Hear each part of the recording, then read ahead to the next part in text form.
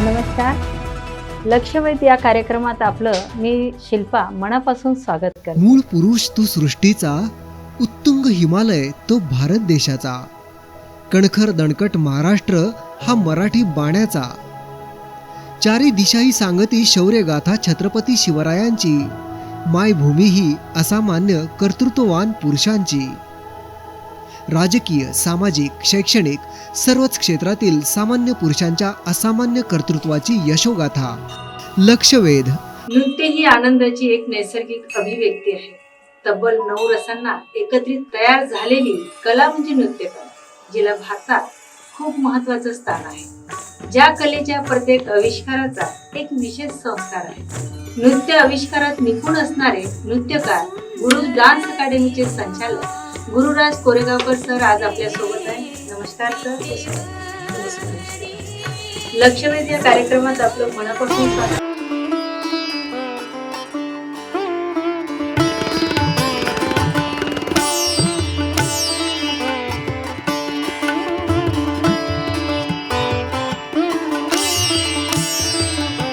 Sir, सर्वात पहिले माझा एक प्रश्न हा होता की आपण डान्स क्षेत्रच का निवडलं? नमस्कार. माझं बॅकग्राऊंड बघता, फॅमिली बॅकग्राऊंड, माझे आजोबा डॉक्टर, माझे मामा डॉक्टर, त्यामुळे आमच्या घरात अभ्यासाचं एक म्हणजे अभ्यास हा असलाच पाहिजे आणि त्याच्यामुळे तुमचं करिअर हे अभ्यासात असायलाच पाहिजे असं प्रत्येकजण ठाम होतं. असं करता करता मी स्वतः देखील MBA इन फायनान्स आहे. मी MBA इन फायनान्स केलेलं होतं. माझं शालेय शिक्षण हे बालमोहन विद्या मंदिर आणि नंतर माझं MBA इन फायनान्स सोमय्या कॉलेजमधनं झालेलं होतं. आता MBA तेव्हा करण्याचं कारण एक तुम्हाला सांगू का, जेव्हा आम्ही या क्षेत्रामध्ये करायचं ठरवलेलं त्यावेळी या क्षेत्रात एवढं म्हणजे तुम्ही स्थान स्वतःचं मिळवू शकता, एक स्पेशली एक मेल म्हणून. तर त्यामुळे बरेच विचारपूर्वक आम्ही तेव्हा अभ्यास कंप्लीट करून म्हणजे व्यवस्थित, काही एकदा अभ्यास तुमचा कंप्लीट झाला म्हणजे वय गेल्यानं तुम्हाला पुन्हा शिकता येत नाही. त्यामुळे म्हणून पहिले MBA एक करून ठेवलं. पण त्याच्यावर माझं पॅरलली डान्स एज्युकेशन चालू होतं. माझ्या गुरु लता बाकाळकर आणि माझे गुरु ऑस्कर उंगर आणि पद्मश्री इंदुमती लेले यांच्याकडे माझं नृत्याचं शिक्षण चालू होतं.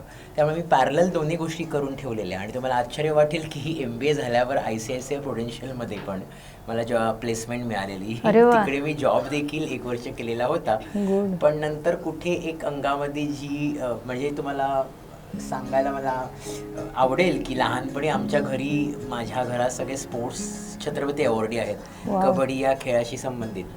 तर त्यामुळे त्यांना माझी आवड लहानपणीच दिसलेली, थोडी नृत्याकडे वळणारी.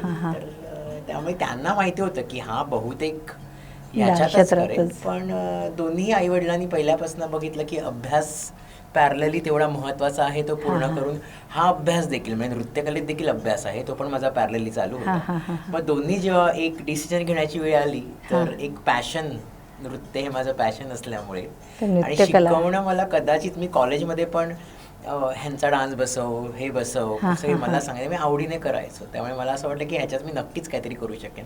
मग मी तसं डिसिजन घेतलं की ह्या क्षेत्रातच मला पुढे जायचं आहे. वाव, खूपच छान. सर, डान्स कलेमध्ये कोणकोणते फॉर्म्स आपण इझिली शिकू शकता मुलांना? अच्छा, मुलांना मी म्हणेल की बघा, आता हल्ली जनरेशन सोशल मीडिया आल्यामुळे जनरेशन बरंच काही बघते. आमच्या वेळी सोशल मीडिया एवढा ऍक्टिव्ह नव्हता, त्यामुळे आम्हाला जे काही ऐकीव आणि जे आम्ही बघायचो ते आम्हाला माहिती होतं की हे फॉर्म आहेत, हे फॉर्म आहेत.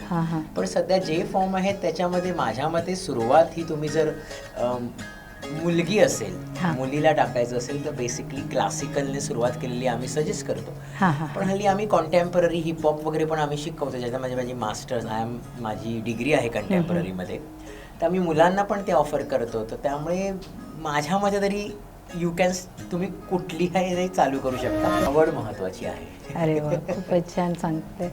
पण आपण जेव्हा लहान मुलापासून तरुण मुलीपर्यंत आणि विशेष म्हणजे महिला वर्गांना सुद्धा शिकवता, तर काय वाटतं याविषयी, कसं शिकवता? म्हणजे खूप उत्सुकता वाटते आता की एवढी वर्ष शिकवून एक प्रत्येकाची मानसिकता कळलेली आहे. अच्छा लहान मुलांची मानसिकता काय असते किंवा हा. तरुण मुलांची मानसिकता काय असते आणि महिलांची मानसिकता काय असते. हा, हा. एकदा का शिक्षक म्हणून तुम्हाला त्यांची मानसिकता कळली हा, हा. ना, त्यांचा आनंद ते कशा हा. शोधतायत, म्हणजे शिकवता शिकवता त्यांना आनंद कसा देता येईल हा, हा. तसं आम्ही करतो. आणि त्याच्यामध्ये लहान मुलांबरोबर आम्ही त्यांच्या टेम्परामेंट प्रमाणे असतो, टीनेजर्स बरोबर आम्ही त्यांच्या वाईब्स प्रमाणे असतो, अरे वा. आणि लेडीज बरोबर आम्ही त्यांना जो अनुभव आहे आयुष्याचा हा हा हा तेवढ्याच अनुभवाने आम्ही त्यांना शिकवतो. तर असं मी सांगड घालतो. खूप तिन्ही खूप गोष्टी. छान शिकवताय पण तुम्ही जरा. खरं तर म्हणजे खूप लहान वय आहे या मुलांचं, जे त्यांना तुम्ही इतकं छान प्रकारे डान्स क्लास घेताय, शिकवताय वगैरे असं. पण डान्स टीचरमध्ये एक अशी कोणती चांगली क्वालिटी असली पाहिजे, कोणते गुण असले पाहिजेत असं आपल्याला वाटतं? ज्या यंग जनरेशनला ह्या करिअरकडे वळायचंय, हा पेशन्स हा हा फार महत्वाचे आहेत हा डान्स शिकवताना. हे प्रत्येक डान्स टीचर, कारण कसं होतं, आपल्या समोर 15 विद्यार्थी उभे असतील हा हा तर त्या 15 विद्यार्थ्यांमध्ये प्रत्येकाची कपॅसिटी ही वेगवेगळी असते. हा हा कोणी जरा थोडं पटकन ग्रास करणार असतं, कोणी जरा एकदम स्लो असतं. तर त्याच्यात जो सगळ्यात स्लो विद्यार्थी आहे त्याला जोपर्यंत येत नाही तोपर्यंत त्याला ते सतत करून दाखवणं, जोपर्यंत त्याच्या चेहऱ्यावर हसू येत नाही तोपर्यंत त्याला ते डान्स शिकवणं, ही एवढी मोठी क्वालिटी डान्स टीचर मध्ये असायला पाहिजे. हो. म्हणजे त्याने असं म्हणता कामा नये, आता मी एकदा दाखवले, दोनदा दाखवले, आता तुम्ही तुमचं बघा, ह्याच्यावर माझी खात्री आहे. जर एखाद्या व्यक्तीला जमतच नसेल किंवा तिच्या किंवा त्याच्या डोक्यात गेलंच हा. नसेल, त्याच्या डोक्यात जाऊन त्याने ते बाहेर त्याच्या अंगात येईपर्यंत डान्स टीचरने त्यांना शिकवणं, हे एवढे पेशन्स असणं गरजेचं आहे. थोडक्यात म्हणजे टीचर मध्ये पेशन्स असणं जरुरी आहे, की मुलं 100% चुकत जरी असले तरी 100%. खूप छान खूप छान. सर, भारतीय इंडस्ट्रीमध्ये खूप सारे कोरिओग्राफर आहेत, तर आपले आवडते कोरिओग्राफर कोण आहेत बरं? बापरे, कोण हे सांगता उत्तर येईल? सगळ्यांचंच कॉमन असेल, सरोज खान. अरे वा, त्या आणि काय? त्याचं कारण म्हणजे एक तर मेल डॉमिनेटिंग हा कोरिओग्राफी इंडस्ट्रीमध्ये हा हा स्वतःची जागा मिळवणारी पहिली महिला, हो हो, आणि ती जागा त्यांनी अशा प्रकारे मिळवली की नंतर त्यांना कोणी हलवलंच नाही. कोणीच नाही. रादर मला आता पण त्यांची रिप्लेसमेंट दिसत नाही त्या गेल्यानंतर. नक्कीच. त्यामुळे माझ्या रोल मॉडेल सरोज खान. आणि दुसरी गोष्ट म्हणजे वेस्टर्न असो, क्लासिकल हा असो, हा, सगळ्याच शैली त्या एवढ्या सुंदर कोरिओग्राफ करायच्या ना. खूप सुंदर करायच्या त्या. त्यामुळे माय फेवरेट इज सरोज खान. खूप छान. आपल्या दर्शकांना ऐकायला आवडेल की डान्समध्ये सगळ्यात अवघड प्रकार डान्सचा कोणता आहे? काय सांगाल याविषयी? आता मी याच्यावर थोडं गुगली सारखं उत्तर देईन. हा. अवघड हे काहीच नसतं, अच्छा. कारण की जर माझ्यासारखा शिक्षक असेल हा, तर आम्ही सगळं सोपं करतो. पण नक्की. तरी त्यातल्या त्यात तुम्ही विचाराल की ह्या प्रकारांमध्ये, तर माझ्या मते क्लासिकल जे फॉर्म आहेत ना, अच्छा. त्यांचा पिरियड बघता, हा. एक्झाम बघता, तर हा. त्या थोड्या अवघड न म्हणण्यापेक्षा थोड्या परिश्रम अधिक असलेल्या आहेत. आणि त्याच्याबरोबर जे कंटेम्पररी आणि जे रशियन बॅलेट वगैरे, जे वेस्टर्न साईडमध्ये थोडेसे मॅसिव्ह डान्स फॉर्म आहेत ना, ते थोडेसे त्याच्यात मी बॉलिवूड वगैरे थोडेसे सोपे असं म्हणेन. तर त्यामुळे क्लासिकलमध्ये कथ्थक आपले जेवढे 7 प्रकार आहेत हा, हा. इंडियामधले ते, आणि प्लस हे कंटेम्पररी आणि रशियन बॅलेट, ह्यांना मी तसं जॅझ वगैरे ह्यांना थोडंसं अवघड प्रकार म्हणेन. नॅचरली महिला वर्गांना हे खूप कठीण वाटतंय, पण आपण काय- टीचर असल्यामुळे इझिली सांगतायत. हे त्यांच्यासाठी खूप महत्त्वाची गोष्ट आहे. सर, नृत्यकलेविषयी सांगायचं झालंच तर आपण काय सांगणार? नृत्यकला ही एक आराधना आहे आणि ती एक तपश्चर्या म्हणता येईल. आणि ज्याच्यामध्ये तुम्ही कधीही न थकून जाणार एवढं कन्फर्म, कारण की रोज तुम्ही काहीतरी क्रिएटिव्ह काम करत असता. हा. त्याच्यामध्ये नवीन लोकांना तुम्ही भेटता, किंवा लोकांना जेव्हा आपण शिकवतो तेव्हा लोकांच्या चेहऱ्यावर झालेला आनंद हा तुम्हाला खूप रिवॉर्ड देऊन जातो. आणि नृत्यकलेविषयी मी म्हणेन तर, जर मुलाला आवड असेल ना, तर लहानपणापासून जर ती जोपासली ना, तर त्यांचं छान करिअर प्लॅन करता येतं. आता आमच्या वेळी 80च्या दशकात थोडं नाच आणि त्याचं करिअर बरोबर. ही सांगडच नव्हती, कारण की त्याच्यामध्ये करिअर होऊ शकतात हे त्यावेळेस माहितीच नव्हतं. पण मला तरी, माझं जेव्हा थोडी गाडी पुढे चालत गेली तेव्हा मला कॉन्फिडन्स आला की ह्याच्यामध्ये काहीतरी होऊ शकतं. पण आता खूप फरक आहे. खूप रियालिटी पुढे शो गेले. आहेत, त्यामुळे मुलांना माहिती आहे. तर माझ्या मते 6 वर्षापासनं मुलांनी डान्स शिकायला सुरुवात करायला काहीच हरकत नाही. अशी नृत्यकला जर असेल, मुलांना आवड असेल, तर आईवडिलांनी नक्कीच प्रोत्साहन देऊन त्यांना त्याच्यात करिअर घडवायला आशीर्वाद देण्यास काहीच हरकत नाही. काहीच हरकत नाही. नक्कीच सर. आपली स्ट्रेंथ आणि विकनेस काय याबद्दल काय सांगणार? स्ट्रेंथ म्हणाल तर स्टॅमिना, कारण की दिवसभर जे मी 8-9 क्लास घेतो ते माझ्या स्टॅमिनाच्या जोरावर बरोबर. घेतो. विकनेस म्हणाल तर एखाद्या विद्यार्थ्याला खूपच जमत नसेल डान्स हा. किंवा अ, प- प्रयत्न करून देखील त्याला काही येत नसेल ना, तर थोडं कधी कधी माझं पण मन नाराज होतं इमोशनली, जोपर्यंत त्या विद्यार्थ्याच्या चेहऱ्यावर हसू येत हसू नाही. येत नाही. मग तो विकनेस मी असं म्हणेल, काही मला ते मी घरी कॅरी फॉरवर्ड करतो, म्हणजे इन द सेन्स घरी जातो तेव्हा जेवल्यावर वगैरे पण जेव्हा आई म्हणते की नाही ना आता झोप, पण झोपताना मी विचार करत असतो की XYZ थोडे अपसेट होते किंवा त्यांना काही जमत नव्हतं, मग असं. हा, हा. पण हा मी विकनेस म्हणेल, कारण की माझा जो आरामाचा वेळ आहे तो साधारण माझं डोकं मी तिकडेच खर्च करतो. हे मुलांना शिकवण्यात एवढं गुंतून घेतलंय की मुलांनी आपल्याकडनं काहीतरी शिकलं पाहिजेत. म्हणजे एक गुरूंचं शिष्यांविषयी असलेलं प्रेम खूप महत्त्वाचं आहे सर. खूप छान सांगितलं आपण. आपल्या दर्शकांना नक्कीच ऐकायला आवडेल की मोमेंट्स म्हणजे काय? ओके, आता मुवमेंट्स म्हणजे बघा, मुवमेंट ही प्रत्येकात असेल, सजीव व्यक्ती म्हणजे हा. मुवमेंट, हा, हा. हा त्याचा अर्थ झाला. पण डान्समध्ये तुमचा उजवा हात, डावा हात, उजवा पाय, डावा पाय, जेव्हा आम्ही म्हणतो की तुमच्या उजव्या हाताने वळा किंवा तुमच्या डाव्या हाताने वळा, हा, तर हा. त्याला आम्ही मुवमेंट म्हणतो. किंवा तुमचा उजवा पाय पुढे टाका, हम्म, डावा पाय हम्म. मागे टाका, त्याला आम्ही मुवमेंट म्हणतो. मला खायला खूप आवडतं. अरे वा. नवीन रेस्टॉरंट डिस्कवर करणं हा माझा छंद आहे. त्याच्यावर वाचणं हा माझा एक छंद आहे. Good. कारण की मी तुम्हाला सांगितल्याप्रमाणे बालमोहन शाळेत असताना मी जरा अभ्यासात बरा होतो. हा, हा. फॅमिली बॅकग्राऊंड थोडी अभ्यासिक, डॉक्टर्स हा, असल्यामुळे, हा. त्यामुळे अजूनही नवीन नवीन पुस्तकं वाचणं हे माझं एक हॉबी आहे. अरे वा. म्हटलं डान्स व्यतिरिक्त आणखीन हॉबीज असू शकतात. या क्षेत्रात करिअर करू इच्छिणाऱ्या मुलांना आपण काय सांगाल? मगाशी म्हटल्याप्रमाणे पेशन्स तर नक्कीच, हा, हा. कारण खूप स्ट्रगल आणि थोडं लॉंग पॅच असलेलं हे करिअर आहे. हं. त्याच्यामध्ये महत्त्वाची गोष्ट, हे करत असताना एज्युकेशन फार महत्त्वाचं आहे. कारण की एज्युकेशन हे तुम्हाला सगळ्या गोष्टीत एज्युकेट करतं. हा. म्हणजे तुमच्याकडे जर एज्युकेशन असेल तर तुम्ही जे काम कराल, तुमचा छंद जरी निवडला ना, तरी त्या छंदामध्ये एक विचार येतो. त्यामुळे मी मुलांना सांगेल की जेवढा अभ्यास तुम्हाला रिक्वायर्ड आहे तेवढा तुम्ही करणं गरजेचं आहे. तसंच या क्षेत्रातला अभ्यास पण गरजेचा आहे. म्हणजे नुसतं मी एखादं गाणं घेतलं आणि कोरिओग्राफ केलं म्हणजे मी डान्स टीचर झालो, किंवा असं. मला ह्या गाण्यावर नाचता येते म्हणून मी डान्स टीचर झालो, असं नाही. तुम्हाला जर ती गाडी पुढे पेलवत न्यायची असेल, तुमच्याकडे तेवढं नॉलेज असणं गरजेचं आहे. बरोबर. त्यामुळे त्या विषयातला गाढा अभ्यास पण त्यांना करणं गरजेचं आहे. सेकंडली, अनसर्टनिटीला पण फेस द्यायला तुमची मानसिक क्षमता असणं असायला गरजेचं आहे. पाहिजे.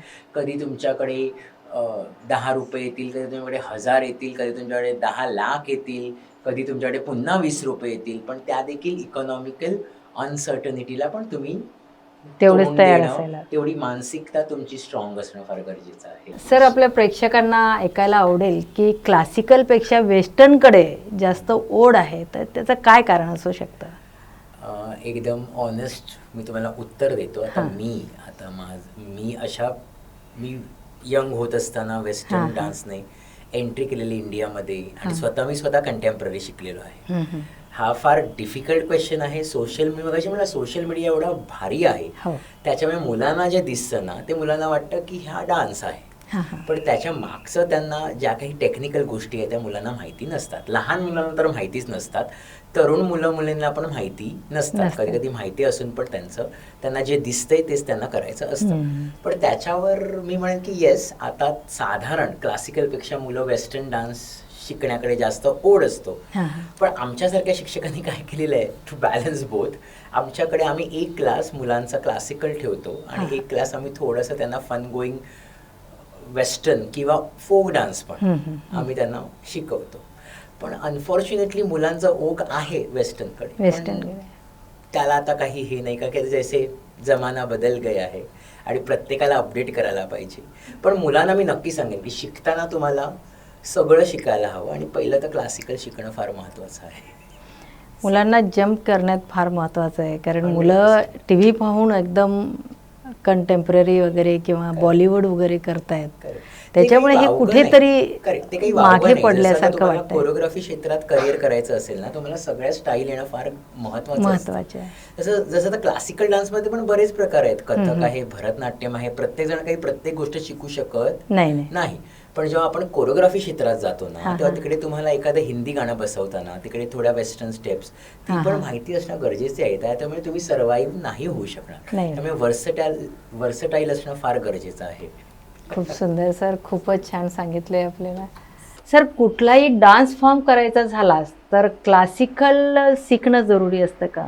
परत आवडीवर हा विषय आणि जेंडरवर पण हा विषय आहे. ओके. म्हणजे जर एखादी मुलगी माझ्या क्लासवर आली 3-4 वर्षाची, तर आम्ही पालकांना नक्कीच गाईड करतो की तिला कथकने सुरुवात करून दे आणि मग तिला असं असं करून दे. पण कधी एखादं मूल आलं, म्हणजे बॉय आला आमच्याकडे, तर कसं असतं, एक तर क्लासिकल डान्स आणि पुरुष यांचा संबंध अजून इंडियामध्ये अजून असा आहे थोडा, अजून देखील केवढी मॉडर्न इंडस्ट्री असेल तरी पण आम्ही त्यांना पण एक ऑप्शन ठेवलेले आहेत, कंटेम्पररी तुम्ही करू शकता वगैरे. तर त्यामुळे मला नाही वाटत की फक्त काही फॉर्म्स, जसं आता रशियन बॅलेट शिकायचं असेल कंटेम्पररी, तर तुमचा बेस क्लासिकल असायला पाहिजे असं नाही आहे. पण मी पुन्हा रिपीट करतो, क्लासिकल शिकल्यामुळे तुमची ओव्हरऑल लयीचं, तालाचा गंध, तुमची ओव्हरऑल डेव्हलपमेंट प्रचंड होते.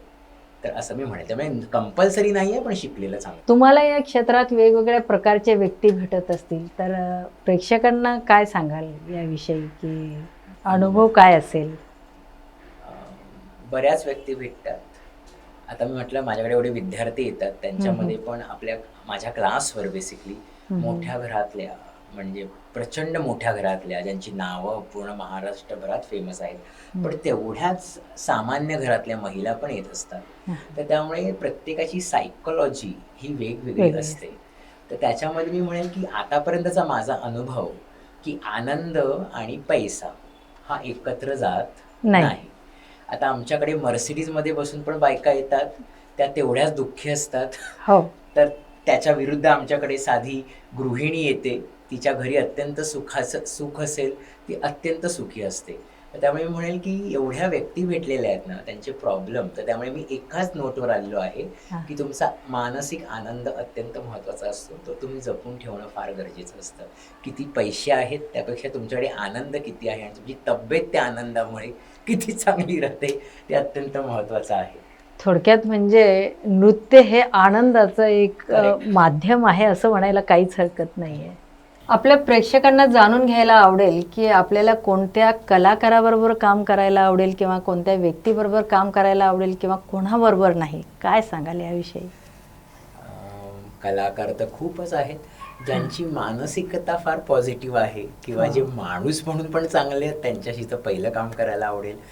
जे फार मोठे कलाकार आहेत पण माणूस म्हणून चांगले नाहीत, त्यांच्याबरोबर काम करायला आवडणार नाही. त्यातल्यात मला माझं स्वप्न होतं, जे आता मला वाटतं स्वप्नच राहिलेलं आहे, कारण की बिरजू महाराजांबरोबर मला एक स्टेज शेअर करायचा होता, की त्यांच्याबरोबर शिकत असताना असं नाचायला मिळायचं आजूबाजूला, पण स्टेजवर नाचायला मिळालेलं नाही. तर त्यामुळे ती एक इच्छा राहून गेली. पण एकच कलाकार मी नाव घेईन, पंडित बिरजू महाराज, की ज्यांच्याबरोबर मला परफॉर्मन्स करायची इच्छा होती. आपण आतापर्यंत आपली कला कुठे कुठे सादर केली, काय सांगणार आहे? बऱ्याच परदेशांमध्ये दौरे केलेले आहेत, जसं रशिया म्हणा, असे 16 ते 17 कंट्रीजमध्ये. आणि महत्त्वाचं सांगायचं मला आवडेल की तिथे मी फोक डान्स, लोकनृत्य ह्यांचं सादरीकरण आम्ही केलेलं आहे. कारण की बाहेरच्या देशात जाऊन त्यांचे डान्स नाचण्यात काही अर्थ नाही. आपलं जे कल्चर आहे क्लासिकल आणि फोक, ह्याचं मी मॅक्सिमम प्रदर्शन 17 ते 18 देशांमध्ये केलेलं आहे. खूपच छान की आपल्या भारतामधली संस्कृती, आपल्या इकडची जी लोककला आहे ते विदेशात जाऊन सांगणं म्हणजे आणि दाखवणं. आणि तुम्हाला एक मी ॲड ऑन करतो की तिकडनं जेव्हा आम्हाला प्रोग्रामसाठी विचारलं जातं ना, तेव्हा ते म्हणतात की आपलीच लोक म्हणतात की आम्ही हे करतो, आम्ही थोडंसं मॉडर्न करतो, आम्ही मॉडर्न बॅले करतो, आम्ही वेस्टर्नाइज करतो. पण उलट तिकडे जेव्हा आम्ही जातो ना, जेव्हा तिकडे एवढे महारथी, म्हणजे आता एक्झाम्पल घ्याल तर कंटेम्पररी वगैरे हे त्यांचे डान्स फॉर्म आहेत, जे आपल्याकडे आम्ही शिकलोय.